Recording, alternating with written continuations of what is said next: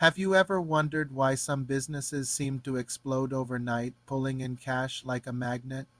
You see them everywhere: flashy cars, luxury lifestyles, exclusive parties. What's their secret? It's not just about a great product or a clever marketing campaign. Often it's something much more primal, something deeply wired into our human nature. Today, we're diving deep into the powerful and often controversial world of businesses that tap into one of the most potent human desires: lust. And no, I'm not just talking about the obvious stuff. This goes way deeper. We are going to explore the psychology behind why these businesses are so incredibly effective and how they leverage our deepest cravings for status, beauty, and connection to build empires. So, what exactly do I mean by a lust powered business? It's any company that sells a product or service by appealing to our desire for something more, something aspirational. Think about high end fashion brands. When you buy a luxury handbag, are you just buying a piece of leather to carry your things? Of course not. You're buying a symbol of status, a statement of success. You're buying the feeling of being admired, desired, and part of an exclusive club. That feeling is the product, and the handbag is just the delivery mechanism. These brands masterfully create a world of glamour and exclusivity that we yearn to be a part of. They use stunning models, breathtaking locations, and celebrity endorsements to build an irresistible fantasy. We see it, we want it, and we're willing to pay a premium to get just a taste of that life. The same principle applies to the fitness industry. Six pack abs, toned physiques, and the perfect body are marketed relentlessly. Gyms, supplement companies, and fitness influencers aren't just selling exercise plans or protein powder, they're selling the promise of transformation. They're selling the idea that if you follow their program, you'll become more attractive, more confident, and more desirable. They tap into our insecurity and our longing to be seen as physically appealing. Before and after photos, testimonials of incredible transformations. These are all designed to trigger that deep seated desire to improve ourselves and ultimately to be lusted after by others. It is a powerful motivator that keeps people signing up for expensive memberships and buying endless tubs of supplements. Now let's talk about the world of social media. Platforms like Instagram are practically built on this concept. It's a curated highlight reel of everyone's best moments. We scroll through endless feeds of perfect vacations, flawless selfies, and extravagant meals. What does this do to our brains? It creates a constant state of comparison and desire. We see the lives others are presenting, and a part of us wants that too. Influencers become the new celebrities, selling a lifestyle that seems just within reach. They partner with brands to promote products, and because we aspire to be like them, we're more likely to buy what they recommend. The entire ecosystem is a masterclass in leveraging social desire and the fear of missing out or FOMO. It's not about the product. It's about the lifestyle associated with it. Even the tech industry isn't immune. Think about the latest smartphone launch. Why do people line up for hours, sometimes days, to get the newest model when their current phone works perfectly fine? It's not just about the new features. It's about having the latest, the greatest, the most advanced piece of technology. It's a status symbol. Owning the new phone signals that you're on the cutting edge, that you're successful, that you're part of the in crowd. Apple, in particular, is genius at this.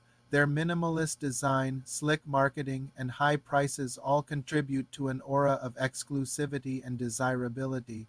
They're not just selling a phone, they're selling an identity. So, how do these businesses do it so effectively?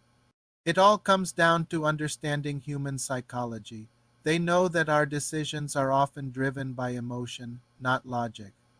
The desire for acceptance, admiration, and status are primal urges that have been with us since the dawn of humanity. These urges are incredibly powerful and can often override our rational thinking. Businesses that tap into lust are essentially short circuiting the logical part of our brain and speaking directly to our deepest emotional needs, they create a story, a fantasy, and they invite us to become a part of it.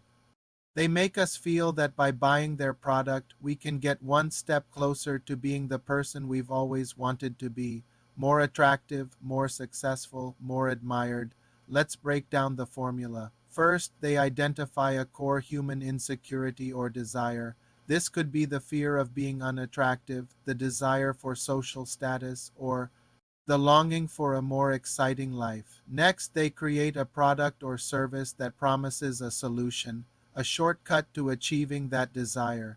Then comes the most crucial part, the marketing. They wrap their product in a narrative of transformation and aspiration. They use powerful visuals, emotional storytelling, and social proof, like celebrity endorsements or influencer marketing, to make their promise believable and incredibly appealing. They don't sell features. They sell feelings. They don't sell products. They sell dreams. Consider the automotive industry. A multi-million dollar supercar isn't just a mode of transportation. It's a rolling piece of art, a symbol of immense wealth and power. The advertisements rarely focus on fuel efficiency or trunk space. Instead, they show the car speeding down a scenic coastal highway, driven by a handsome, successful looking person. The message is clear. This car isn't just about getting from point A to point B, it's about the thrill, the freedom, the attention. It's about embodying a fantasy. Owning that car is a statement to the world about who you are and what you've achieved. It triggers a sense of awe and desire in others, which in turn gratifies the owner's ego. This business model can be a double-edged sword. On one hand, inspiring people to improve themselves, whether it's getting in shape or striving for success, can be a positive thing. Aspiration is a powerful engine for progress. It pushes us to work harder, learn more, and reach for our goals. These businesses can motivate people to make positive changes in their lives. However, there's a dark side. Constantly being bombarded with images of perfection can lead to feelings of inadequacy, anxiety, and depression. It can create a culture of endless consumerism, where we're always chasing the next thing, believing it will finally make us happy, only to find that the feeling is fleeting.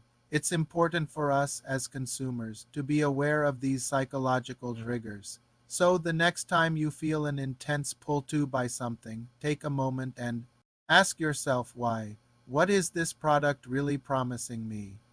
Is it a genuine need, or is it tapping into a deeper desire for status, beauty, or belonging? Understanding the psychology behind lust-powered businesses doesn't mean you can never enjoy luxury goods or aspire to a better life. It just means you can make more conscious and empowered choices. You can appreciate the craftsmanship of a fine watch or the thrill of a sports car without letting it define your self-worth. You are in control. In conclusion, the businesses that seem to print cash overnight often have one thing in common: they are masters of human desire. They understand that lust, in its broadest sense, lust for beauty, for status, for experience, for a better version of ourselves, is one of the most powerful forces driving human behavior. They don't just sell products. They sell identity, transformation, and belonging. By crafting compelling fantasies and tapping into our deepest psychological triggers. They create an irresistible pull that turns casual browsers into loyal customers. It's a fascinating, powerful, and sometimes perilous world. Being aware of how it works is the first step to navigating it wisely. Thanks for watching. What are your thoughts on this? Have you ever bought something based on this kind of aspirational marketing? Let me know in the comments below, and if you found this video insightful, don't forget to hit that like button and subscribe for more deep dives into the psychology of business. See you in the next one.